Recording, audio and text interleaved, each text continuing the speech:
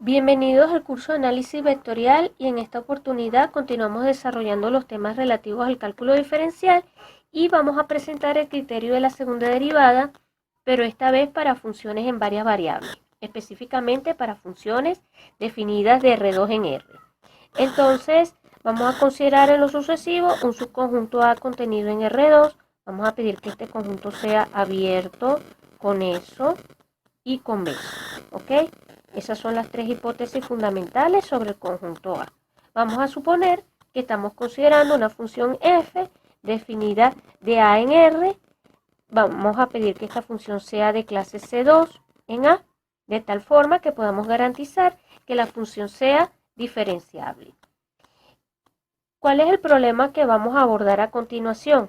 El problema que vamos a abordar es hallar los valores máximos y mínimos y vamos entonces a llamarlos los valores de los valores extremos, ¿ok? Tal como lo hemos señalado en videos anteriores. Hallar los valores extremos de la función f de x, y, ¿ok? Sujeta a la condición, y esa condición la vamos a establecer o la vamos a expresar en términos de otra función.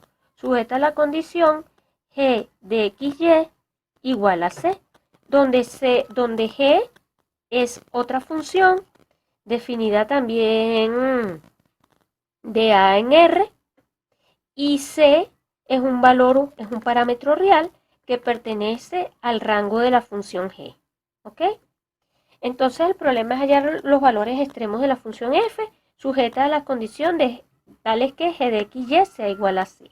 Para ello, por el teorema de multiplicadores de Lagrange, nosotros sabíamos que bastaba considerar una función auxiliar, que la vamos a llamar h, que va a depender de x, de y de un tercer parámetro lambda, definida como f de x, y menos lambda, que multiplica a g de x, y menos c.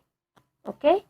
Nosotros tenemos que por el teorema de multiplicadores de Lagrange, nosotros podemos estudiar esta función y según el teorema de multiplicadores de Lagrange, hallar los puntos críticos de la función f sujeta a esa condición es equivalente a trabajar con esta función h. Ahora bien, si nosotros denotamos, vamos a llamarlo así, si tenemos que podemos despejar la variable y, podemos despejar en la ecuación, vamos a decirlo así, si nosotros tenemos que podemos despejar en la ecuación g de x, y menos c igual 0, la variable y en términos de x, y pedir que la variable y la podamos despejar en términos de x, es equivalente a pedir que existe una función phi tal que phi de x sea igual a y. Es decir, si nosotros tenemos que existe phi de r en r tal que podemos escribir esto, tal que y es igual a phi de x, nosotros sustituimos, luego podemos sustituir en la función f de x, y expresarla como f evaluado en x phi de x, ¿verdad? Nosotros podemos hacer esto. Si nosotros hacemos esto, estudiar los valores extremos de esta función va a ser equivalente a estudiar los valores extremos de esta composición, solo que ahora todo va a depender de una sola variable. Entonces nuestro estudio va a ser analizar esta función, que es la composición de f con esta, de f con phi, pero que la vamos a seguir llamando f. En lo sucesivo, las derivadas parciales, por ejemplo, de x de f, las voy a denotar de esta manera. De y de f, la voy a denotar de esta manera. Y la derivada de la función phi, recuerden que phi es una función que está definida o que depende solo de una variable, la voy a definir así. Y la derivada segunda con respecto a x de la función f, la voy a denotar por f de x, y las derivadas cruzadas las voy a llamar f de xy o f de x o f de yx respectivamente. Y nuevamente la derivada segunda de phi la voy a denotar así. Esto va a ser una notación que vamos a utilizar aquí en este video, el resto del video. Entonces fíjense, yo tengo la función f de xy igual a esto, y a esta función vamos a aplicarle regla de la cadena. Por regla de la cadena, aplicando regla de la cadena, nosotros podemos ver lo siguiente. Nosotros podemos ver o podemos estimar la primera derivada. La primera derivada, digámoslo así, la derivada con respecto a x de la función f, no va a ser otra cosa que f de x más la derivada parcial de f con respecto a la variable y por y de x.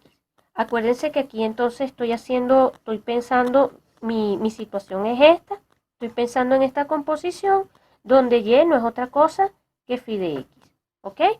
Entonces la primera derivada es escribir esto. Permítanme acá entonces en lo sucesivo colocar phi de una vez, phi de x, y esta primera derivada que obtengo por regla de la cadena, esta primera ecuación, la vamos a llamar 1. La segunda derivada, volver a derivar esto, significa, por la regla de la suma, es derivar esto más derivar este producto que está acá. ¿Ok?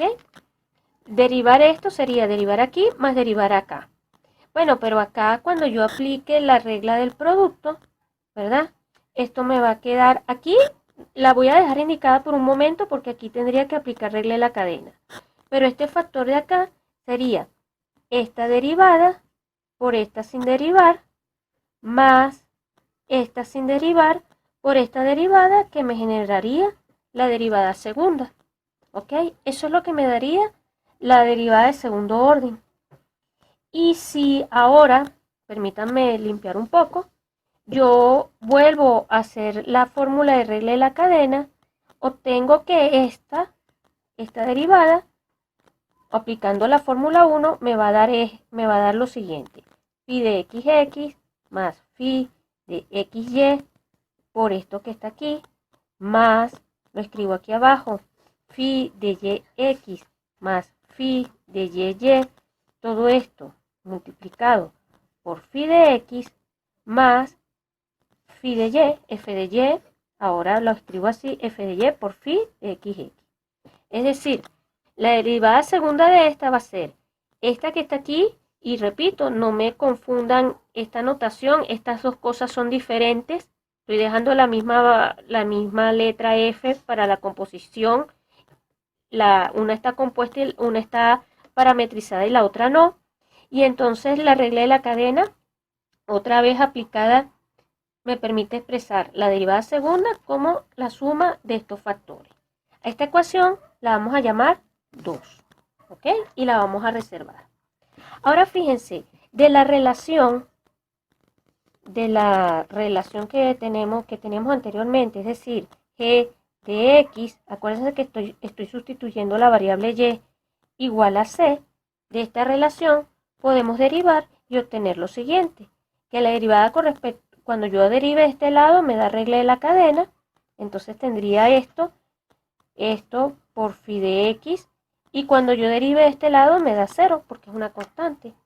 Y de aquí, si nosotros despejamos, ¿verdad? Despejando acá, esto va a implicar, vamos a ver si lo puedo escribir aquí chiquitico, que esta derivada, la de phi, va a ser menos g de x entre g de y. ¿Ok? Entonces aquí ya una condición para que todo esto tenga sentido es pedir que la derivada parcial de la función g con respecto a la variable y sea distinta de 0. Entonces esta ecuación vamos a llamarla 3 y la vamos a también a guardar, ¿ok? Pero fíjense que nuevamente, permítanme acá borrar, si ahora nosotros de esta ecuación volvemos a derivar otra vez con respecto a x, entonces volviendo a derivar nos quedaría esto así, más esto así. Lo escribo así. Fíjense que cambié la notación para que sea mucho más suave a la vista. ¿Ok? Entonces la derivada de todo esto con respecto a la variable x va a ser esta derivada más la derivada de este producto. Y aquí volvemos a utilizar la regla. Es decir, aquí me va a quedar entonces derivada de la función g con respecto a x, para la cual tengo que aplicar regla de la cadena, más aquí me quedaría la regla del producto.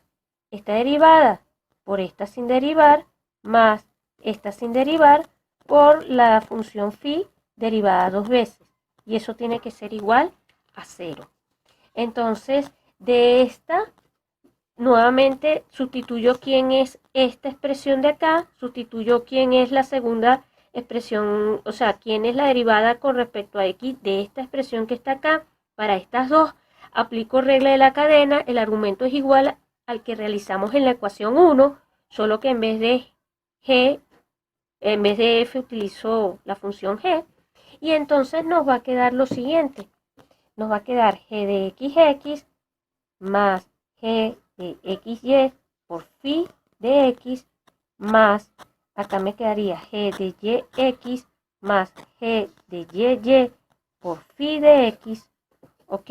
Y escribo ahora un tercer factor más g de y por phi de x, todo eso tiene que ser igual a 0, ¿ok? Y desarrollando y expresando esto convenientemente, asociando lo que tenga que asociar, aquí me va a quedar finalmente que g de x más dos veces g de xy por phi de x más g de y por phi elevado al cuadrado de x, ¿ok? Más g de y por la derivada segunda de phi, todo eso tiene que ser igual a 0. Y esta ecuación es la que vamos a llamar 4. ¿Ok? Entonces, por lo tanto, de la ecuación 3, vamos a escribirlo así, sustituyendo 3 en 4, nosotros vamos a obtener lo siguiente. Nosotros vamos a obtener que la segunda derivada, phi de xx, no va a ser otra cosa que menos 1 entre g de y, que multiplica a lo siguiente.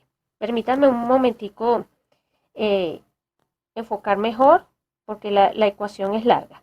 Repito, esto me va a quedar menos 1 sobre g de y, que multiplica a g de xx menos 2 veces 2 que multiplica a g de xy por g de x entre g de y más, y acá voy a escribirlo acá, espero que se vea bien, g de y que multiplica a g de x entre g de y, todo esto elevado al cuadrado.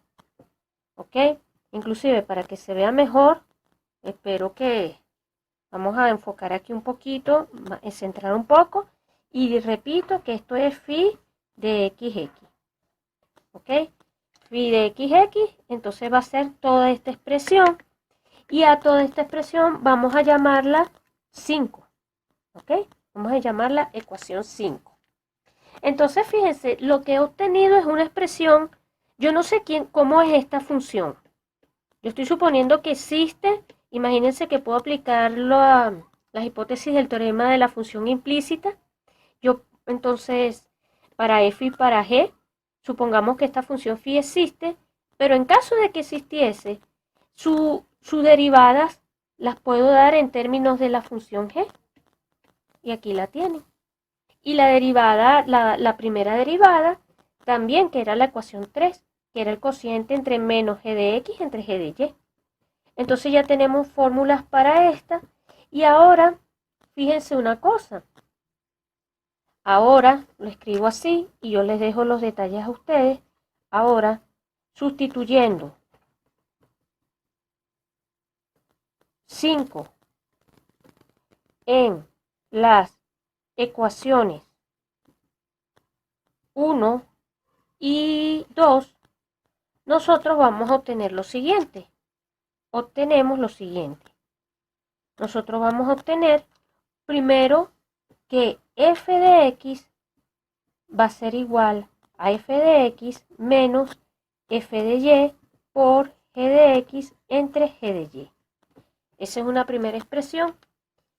Y por otra parte, vamos a obtener que f de x va a ser igual a, lo escribo así, menos 1 entre g de y al cuadrado, que multiplica, y abro un corchete grandote, y aquí va, abro llaves y escribo f de x menos f de y entre g de y multiplicado por g de x, todo, cierro esta llave, todo este factor multiplicado por g de y al cuadrado. Ese es un primer factor. Vamos a ver si aquí lo puedo expresar bien. Acá me sigo abajo, menos 2 veces, que multiplica a un segundo factor que sería f de xy menos f de y entre g de y por g de yx. Cierro esta llave, multiplicado por g de x por g de y. Y ahora quedaría un tercer factor. Vamos a ver si allí se puede visualizar completamente. Más, y aquí escribo f de y menos f de y entre g de y. ¿Ok? Y aquí apretadito, cierro la llave por g de x elevado al cuadrado. O sea, la derivada con respecto a la variable x, la función g, y después todo eso lo elevo al cuadrado y cierro mi corchete. Y esa sería toda la expresión para la segunda derivada de f de x. Ahora nosotros rescatamos dos propiedades, pero nosotros sabíamos que, acuérdense la propiedad que f de y, porque estamos aplicando el teorema de multiplicadores de Lagrange, que f de y es igual a esto y que f de x es igual a esto. Entonces, esto implica que, perdón, f de x va a ser igual a, o sea, la de la composición la puedo mirar como esto y esto va a ser igual a 0. ¿En dónde? En el punto de coordenadas P sub 0, que tiene el punto P sub 0 que tiene coordenadas x0, y0. En consecuencia, usando todo esto, nosotros podemos concluir lo siguiente.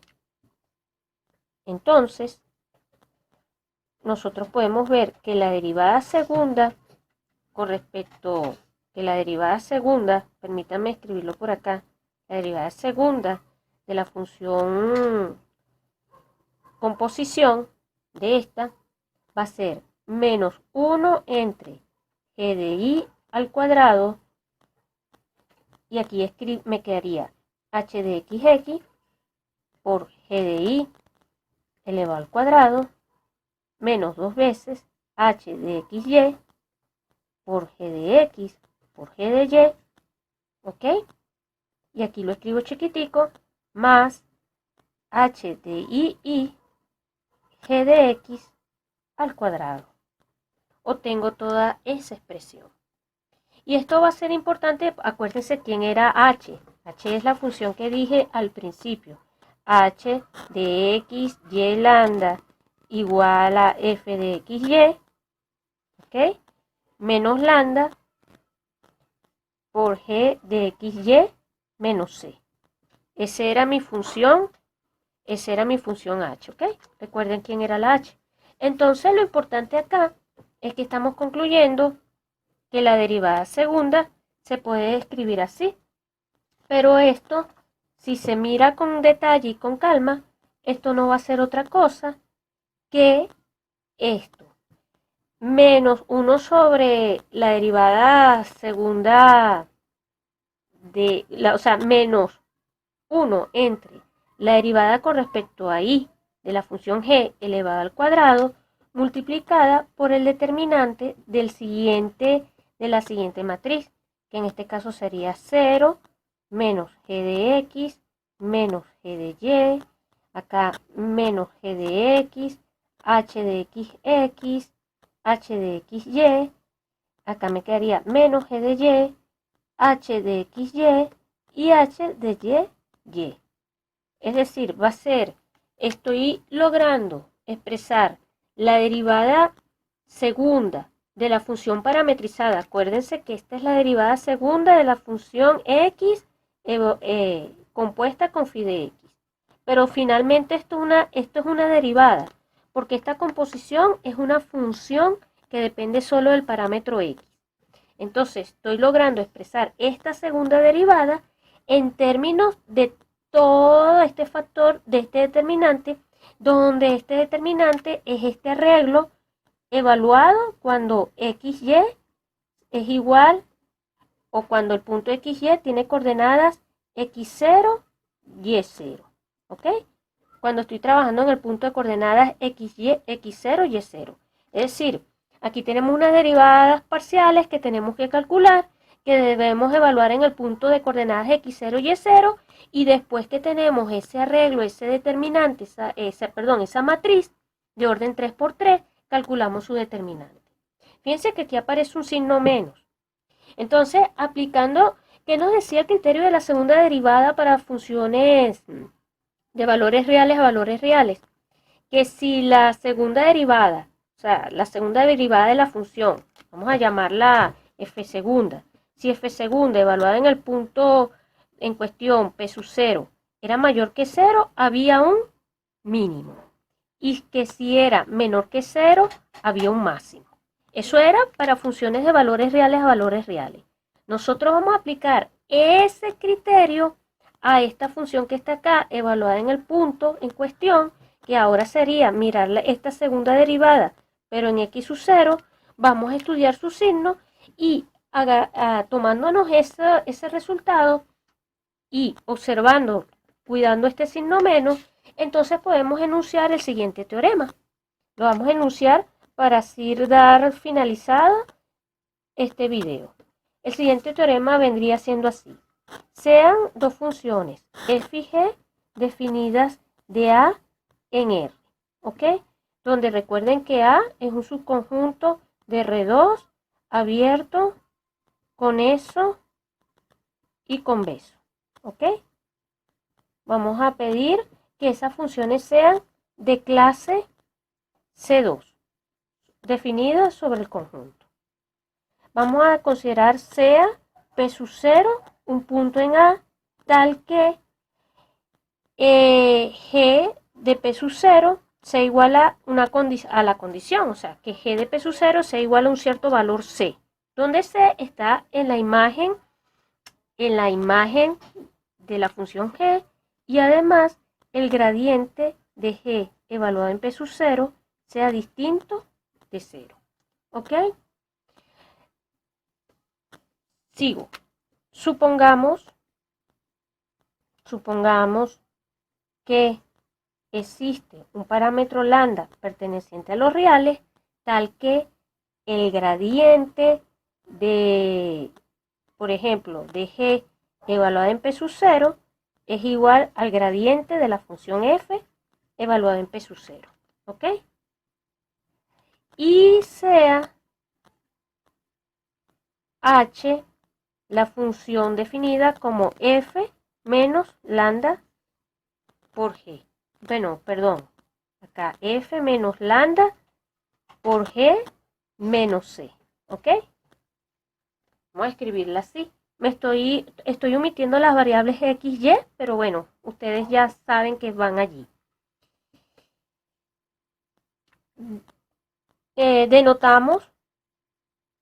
Denotamos por h evaluado en P sub 0 al determinante de 0 menos g de x en P sub 0 menos g de y en P sub 0.